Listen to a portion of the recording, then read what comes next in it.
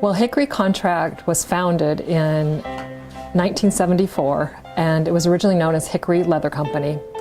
It has been operating continuously in this building since that time. It's been almost 45 years. It started out basically as a traditional furniture company. They manufactured, these types of seatings, nail heads, tufted, high quality, high-end furniture. I think one of the things that we've always said in our presentations and how we feel is that we do what we say we're going to do. Being a smaller company, I feel like we have our hands and our eyes on every single order that goes through this plant. So if we say we're going to build you a blue chair with silver nail heads and oak finish, that's what you're going to see when you open up the box. And we're really close to our suppliers, and so that makes it easy for us to get materials. And that's because there are so many furniture manufacturers in Hickory.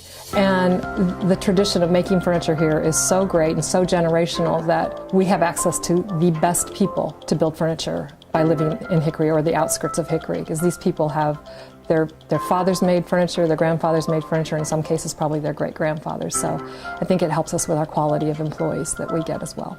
We use independent reps all across the country that we contract. The resources that we offer them are a lot of printed material, brochures, catalogs, and then I would say the printed material we're kind of moving away from a little bit and going to a lot of digital material. So we also are supporting them with a very high functional digital website, digital marketing, social media, and then we also have resource things, leather samples, fabric samples, wood samples, all of that sort of thing we mail out to them whenever they request it.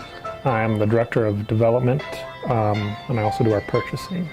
Primarily take our designs, which is oftentimes just images, and turn them into actual products with price lists, brochures, get that on the website so we can actually start selling the product. I also handle our customs, which would include costing, figuring out how much a custom is going to cost so we can relay a price to the customer and hopefully get the order. Our digital and social media presence lies within Instagram, Facebook, and Pinterest. All three of those have been pretty active for 2.5 years now.